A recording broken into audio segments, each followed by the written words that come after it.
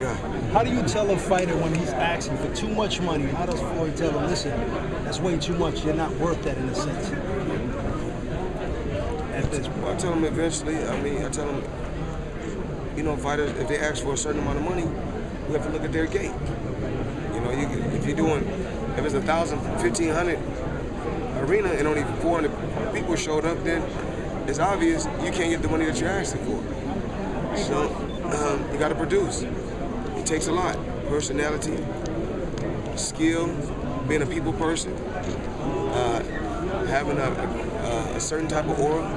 You know, I mean, you got to realize, you know, you got guys like Ali, Sergey Kovalev, Floyd Mayweather. Right. That's once in a lifetime type fighters. A lot of fighters ain't outgoing, outspoken like yourself. They don't have that skill. So how? In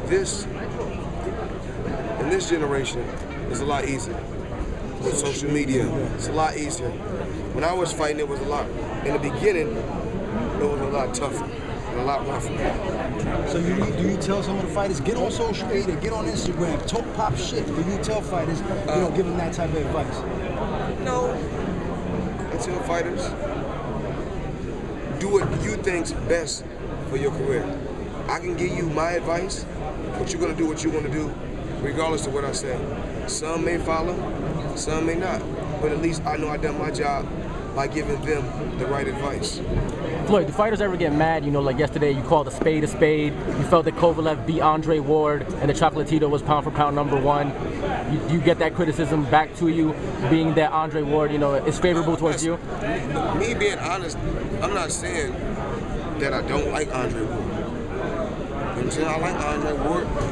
He's a hell of a fighter. But certain things you always have to speak from the heart. Do I have anything against Andre Ward? Absolutely not. Do I have anything against Virgil Hunter? Absolutely not. I think Andre Ward is a hell of a fighter. Do I think he can be better? Absolutely. See, the thing is this about how I look at certain situations. When I face Jose Luis Castillo, and they said whatever they had to say, you know, when they were like, oh, because that was the first time they ever seen Floyd Mayweather in somewhat of a battle towards the end of the fight. Because, you know, when I fought Castillo the first time, you have to watch that fight on mute. Because the commentators are always against me. And the commentators is always being biased toward me. When they say, oh, we thought Castillo won. I said, okay, if you believe Castillo won. When they said Floyd fight, I said run it back. When I fought Maidana, they said, oh, he gave Floyd a run for his money, we thought he won. Run it back. You can't lose to a guy and then you can't fight a guy and win and they say, well, hey, y'all got a rematch clause, and you say, you know what? I'm thinking about retiring. If you felt you won, run it back. Are you ready?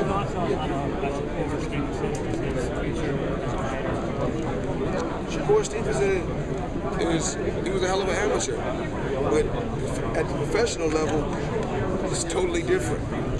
3 rounds and 12 rounds, it's totally different. But he should be A-okay. I've communicated with Shakur. We talk, and I talk with his team. We'll just have to see. I'm not sure if you're aware, but Virgil Hunter has mentioned that you're a masterful boxer. Listen, I like Virgil Hunter. But I'm not saying that Virgil Hunter is the worst trainer in the world. I'm just saying that for me, in the sport of boxing, I need a trainer in my corner that's had some type of experience at being in a fight. Because you're not able to tell me how to handle a crunch moment. You're telling me how to throw a jab, but you never thrown a jab. You're telling me how to throw a right hand, but you never thrown a right hand. Do I think he know anything about the sport of boxing? Of course, he knows about boxing. If you round anything long enough, you're gonna know certain things about what you are around. And I like Virgil Hunter, everybody.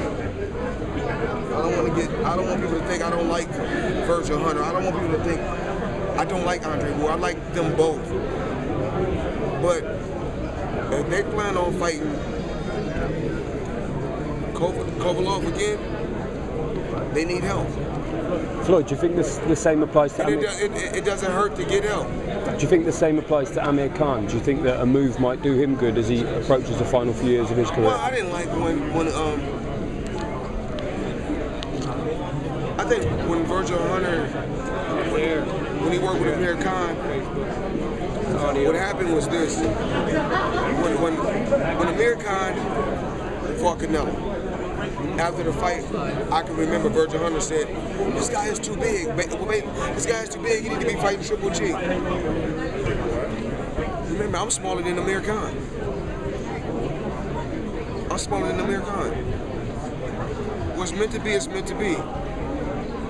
And Eddie Hearn today used my old slogan. When it's all said and done, skills pays the bill. What can you say about him? He has to migrate from Sweden, Europe, Yes, come over here. a guy migrated from Sweden, sacrificed everything, left his country to move to another country to accomplish his goals and to accomplish his dream. And like the situation is in Europe, pro boxing is not recognized fully. What's your concern about that? We're going to change that this year. It starts this year. We talked about that. It starts this year. And the future for Jack after this We look forward to. We don't want to overlook James Miguel, but we'll move after Saturday, January 14th. Badu Jack will move up to light heavyweight, and hopefully him and Andre Ward can fight in a unification bout. If Ward wants to fight, if he don't want to fight Kovalev again, Ward and Jack will be a hell of a fight. Floyd, even if he wins? And I know we cannot overlook Ward, but we can't overlook Miguel either. So I'm just saying, I'm speaking a little fast, but we'll see. With all the politics involved, would it be easier to make an Adonis Stevenson fight since they're both? Well, of course, we're going to make that. We're going to make that down. We talked about that first. But Ward is a bigger name. But I think if we fight Stevenson first, then move to Ward. But Stevenson was on our radar first. But I didn't want to let the cat out the bag. But we did. You traveled to Cuba. Do you ever see yourself going to Cuba to look for talent and fighters? Has some of the best fighters in history. They breed fighters. They breed fighters from day one. Cuba. I went over to Cuba, and when I went to one of their boxing gyms, I said, "Now I see why they fight so good." Floyd, when you say fighting is really great, something you've just learned while you've been promoting, or is something you realise as a fighter as well? Well, you realize it more as a promoter. Fighters, all they want to do is say, "I want this, I want this, I want this, I want this." They want everything today. They want, as far as their work rate, as far as working, they're going to give you, on a scale from 1 to 100, they'll give you a 25, but they want you to give them 100. So to get 100, you got to give 100. 100% of hard work to receive 100% of what you want. Floyd, just before you go, can you clarify the situation with Conor McGregor? As far as you're concerned, is that talk finished now? Is that? My fighters to speak. I'm not really thinking about that. You gotta realize we're talking about somebody who's only been hot for the last 36 months versus a guy that's been hot for over 20 years. And of course, skill-wise, in terms of boxing ability, there's really no. Well, I'm gonna touch on. I just touched on the subject. I said we're talking about the guy, Conor McGregor, who's been hot for 36 months. And not in boxing, in UFC. It doesn't matter. He's only been hot for 36 months, for a short period of time.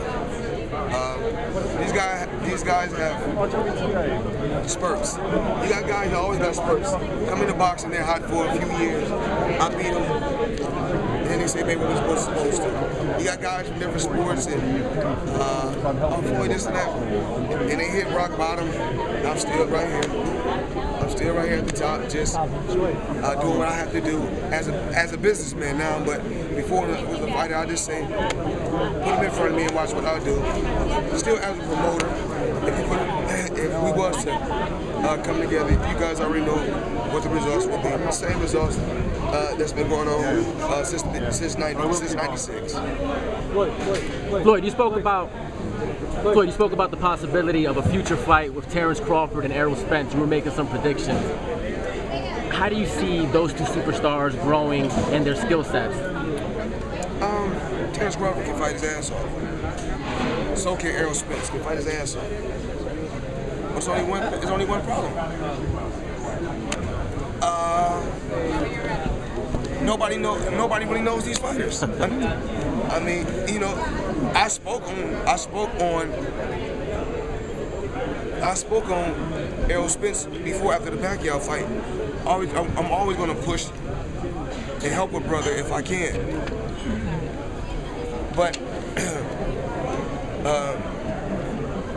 as you can see, Badou Jack, in a short period of time, making 7 figures, living a gated community.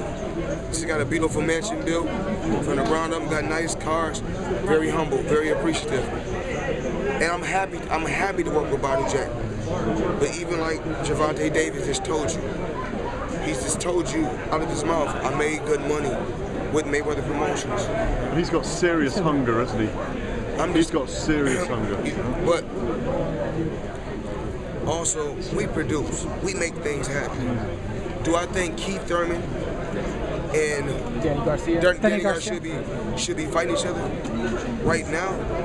No, I think that Errol Spence he should be fighting one of them first.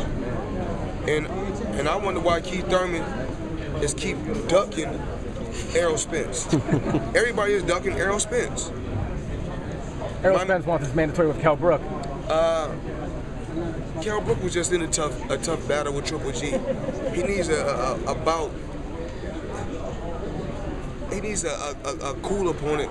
It's not too rough, not too tough, because he just came off, you know, his eye socket or his eye being messed up extremely bad. So I think he need to take a little time off. He's taking time off, but when he come back and fight, he don't need to be competing against a young, hungry lion so fast. We're going to take one more. What was your take on Trump being elected in? Manny Pacquiao's fighting Jeff Horn. We're just here to talk about boxing. Well, he was a boxing promoter. He's a boxing fan. Yeah. I mean, it is what it is in life. That may be for the better. We never know. It may be for the better. So I think that within this country, we have a lot of followers.